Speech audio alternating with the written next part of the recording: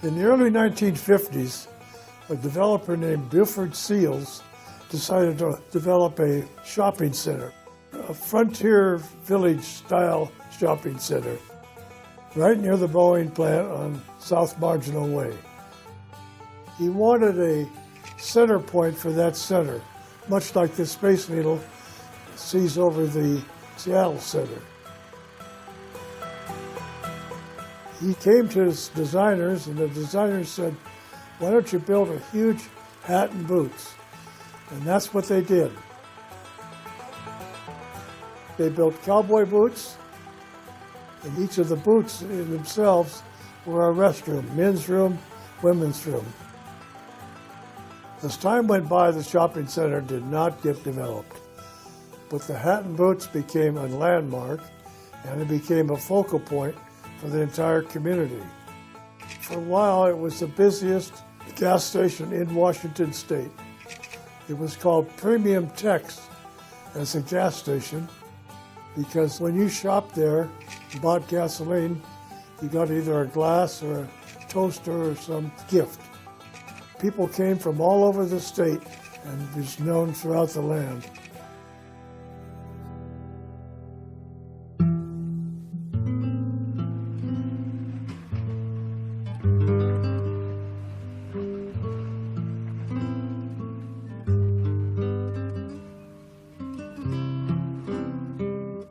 Progress happens, and once Interstate 5 was pushed through that area, people didn't want to get off the highway just to see the hat and boots.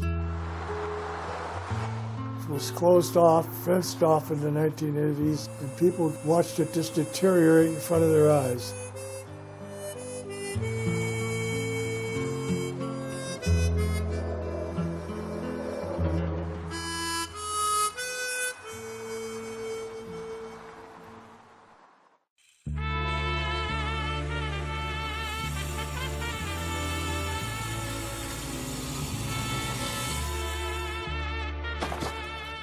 More than 20 years went by, and the people of Georgetown got together.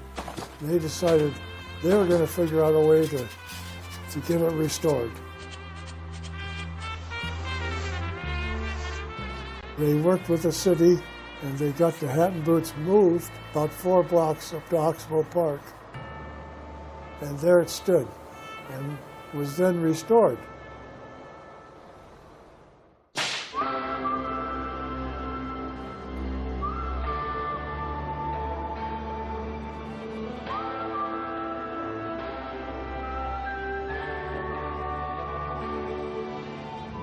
And today it's a popular tourist destination.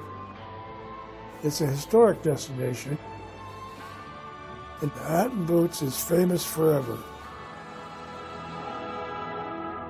It truly is one of my favorite places.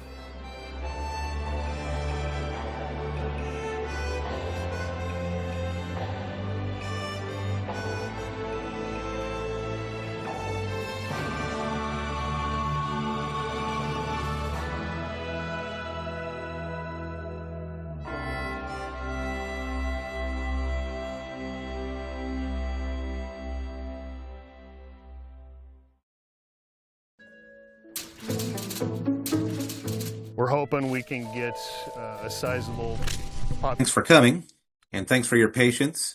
We had some technical stuff to work out. So here's it. We're going to start with some remarks by our director, Casey Sixkiller, and then we'll have some remarks from the State Climatologist office, Karin Bumbaco, and then we're going to open this up to questions. Now, if you have questions, if you could raise a hand, I can call on you that way. Or you can throw your questions in the chat. Either way, we'll try to get to all your questions, and if we can't, then most of you have my contact information. I'll make sure it ends up in the chat as well, and you can reach out to me that way. But with that, if you're ready, Casey, go ahead. Thanks, Jimmy. Hi, good morning, and welcome. My name is Casey Sixkiller, and I'm the director of the Washington Department of Ecology.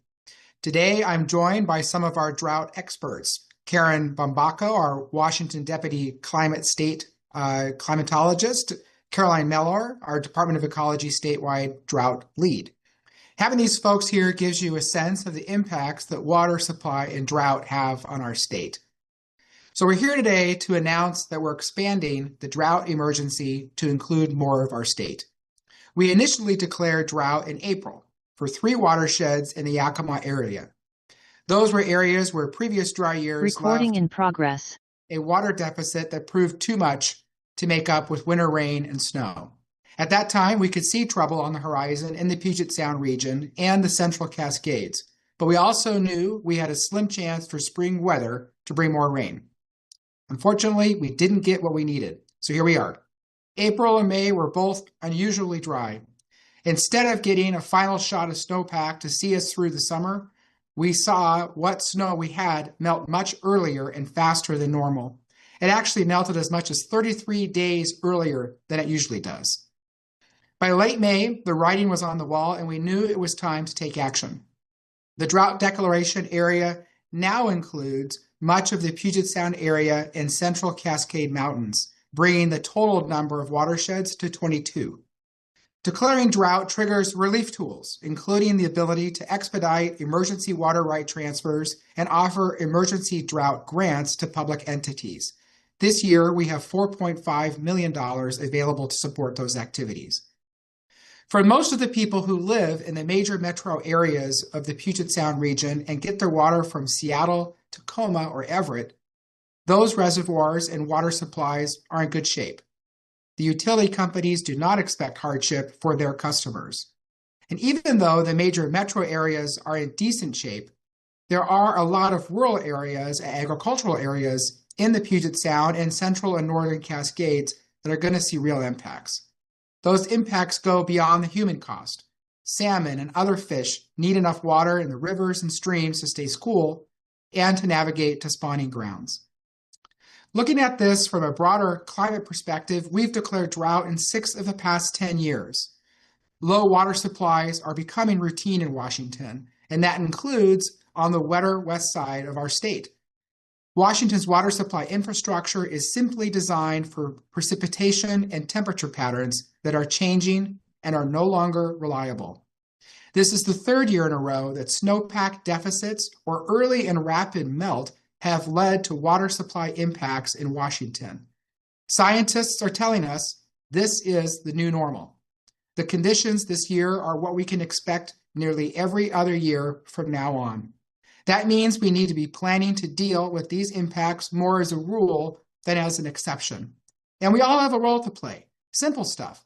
We can water our lawns in the morning and evening instead of in the middle of the day. We can choose drought-tolerant plants for our gardens. Even though Seattle, Tacoma, and Everett do not expect to require conservation measures this summer, we can all take a few easy steps to stretch our water supplies and be smart about the resources we use. That's the thinking we need for this summer and for the future. Please know that your state government, represented by some of the folks here today, will continue to stand with you through this drought and those that will inevitably come in the future. I'd now like to introduce Karin Bumbaco from the Washington State Climate Office for her perspective on what we saw this past winter and spring and what we should expect in the future. Then we'll take some questions. Karin. Thank you. Thanks for the opportunity to share a few comments, Director Sixkiller. Here we are again. Unfortunately, since early April, conditions have worsened. The 2 main drivers have been above normal April temperatures and below normal April and May precipitation. Average statewide, April was almost 2 degrees Fahrenheit above normal, ranking as the 25th warmest April since records began in 1895. Snowpack peaked on March 24th, almost 2 weeks earlier than usual, and began melting faster than usual due to the warmer April temperatures. Several snow measurements, like Director Sixkiller just referenced, in the Central and Northern Cascades show that the snow melted between 2 and 4 weeks earlier than usual. Total April and May precipitation was less than 60% of normal for the majority of the state. The lack of precipitation has resulted in a shift to below normal stream flows in our rain-dominated basins, with soils drying. Looking ahead, seasonal forecasts show higher chances of above normal temperatures and below normal precipitation for June through August. The NOAA Northwest River Forecast Center April through September water supply forecasts have continued to drop to below 70% of normal in the areas now included in the drought emergency. As we enter our third consecutive summer with drought emergencies, it's important to remember that we expect droughts to be more severe and more frequent in the future.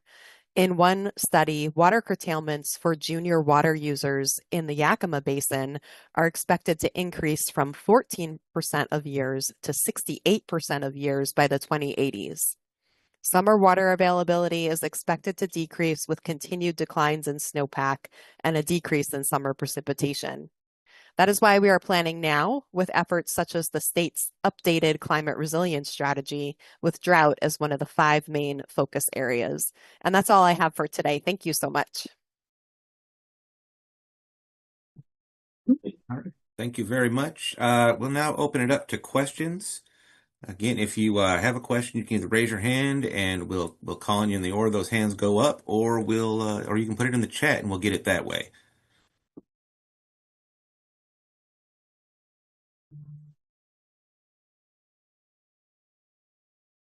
Hi, this is Tess with King 5. My question is, what does this mean about concerns heading into like wildfire season?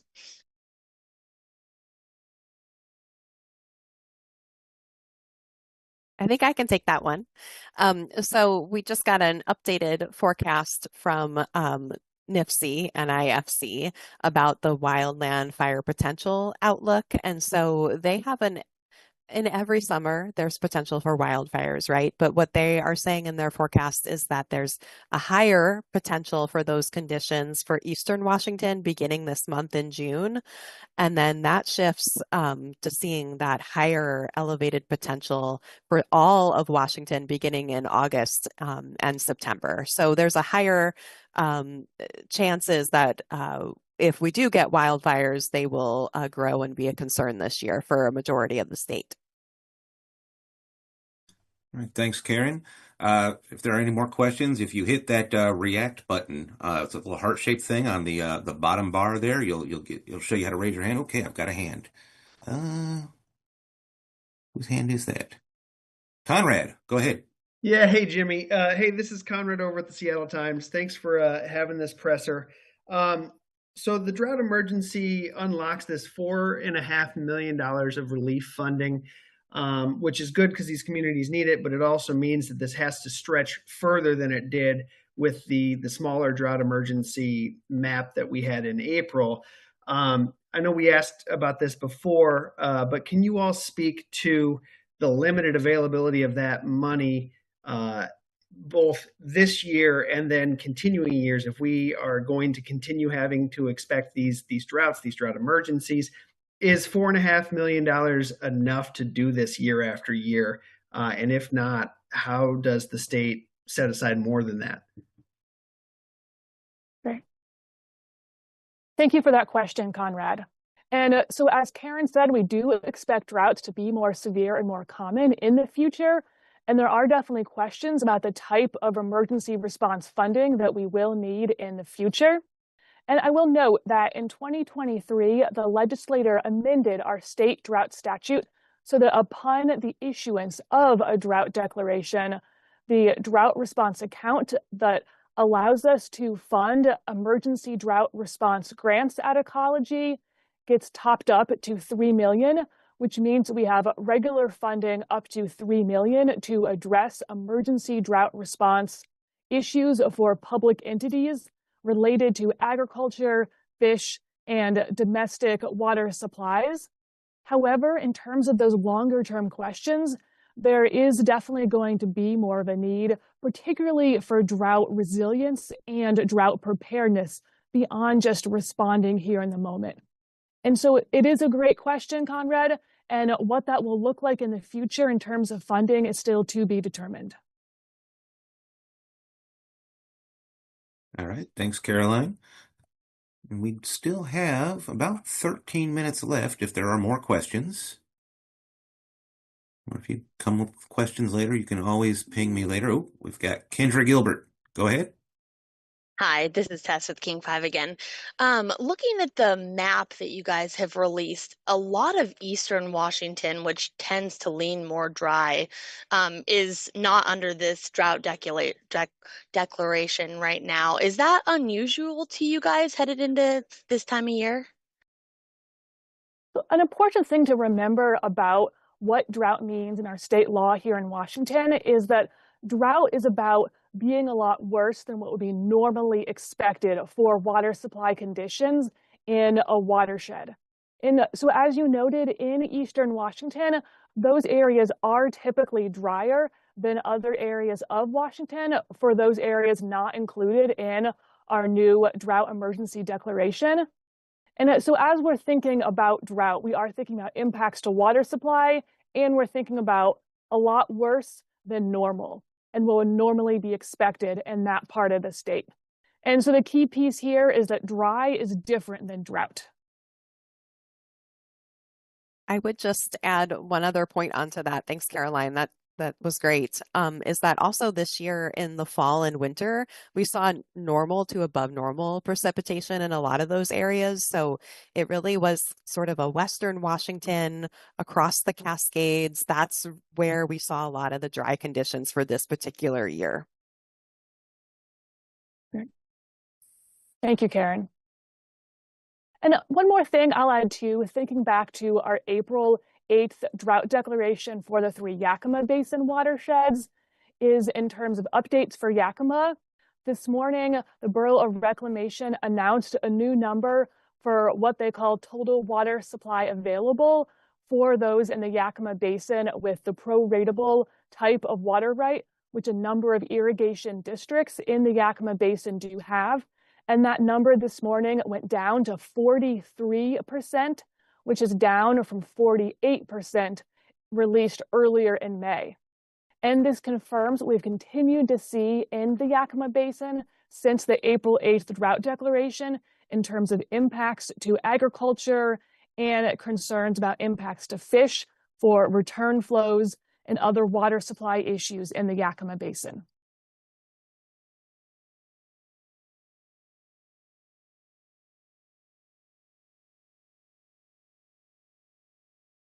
Thanks so much, Caroline. And while folks are thinking about questions, Jimmy will also highlight updated numbers this morning for snowpack for the Central Cascades as an example. And Karin mentioned the concerns we've seen for Cascades and snowpack. As of this morning, we're seeing only 21% of normal snowpack in the eastern side of the Central Cascades and 12% of normal for the western sides of the Central Cascades. And while this is the time of year in which we normally see snowmelt happening, these numbers are compared to what we would expect for June 5th on an average over the last 30 years, which means that, as we mentioned earlier in Casey's remarks, and as Director Sixkiller said, we are seeing snowmelt happening earlier and faster. And as a reminder for folks here in Washington, just because it's a wet state, that snowpack is so important as it serves as a natural storage for our water supply, where previously it would gradually melt throughout spring and summer to be available in streams and rivers for fish farms and people. But now with these earlier melt-offs and lower than normal precipitation, that is major concerns for impacts to fish and agriculture and potentially drinking water in smaller systems later in the summer.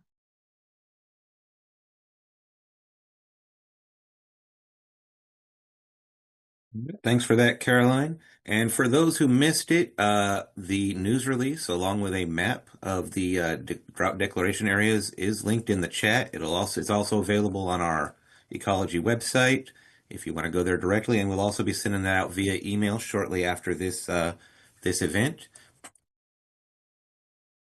In the meantime, I am looking for more questions. Yeah, I was curious too. This is Constanza from the News Tribune in Tacoma.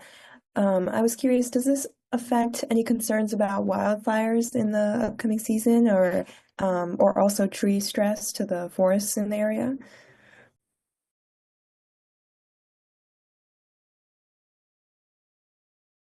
Yeah, I can take that one again. So we do see higher potential for wildfires with this drought declaration. It's one part of what the National Interagency Fire Center takes into account when they do those outlooks. So it's not all based on this. They're looking at temperature, precipitation trends, as well, long-term patterns, et cetera. So the likelihood of fire spread is a bit higher with the dry conditions we've seen.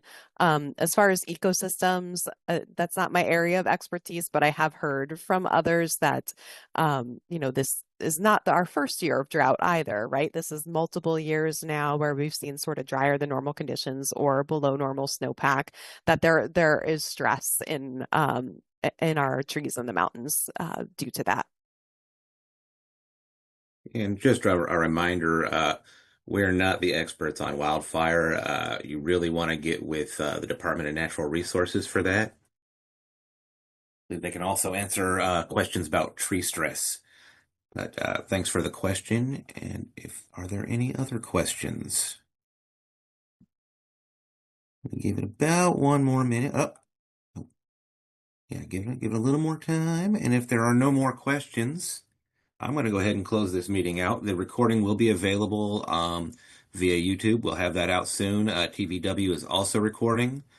Once again, the news release is in the chat. We'll also be sending that out via email. And otherwise, I believe most of you have my contact information or Caroline's contact information, and we're happy to answer questions at any time. Thanks once again to everyone for coming.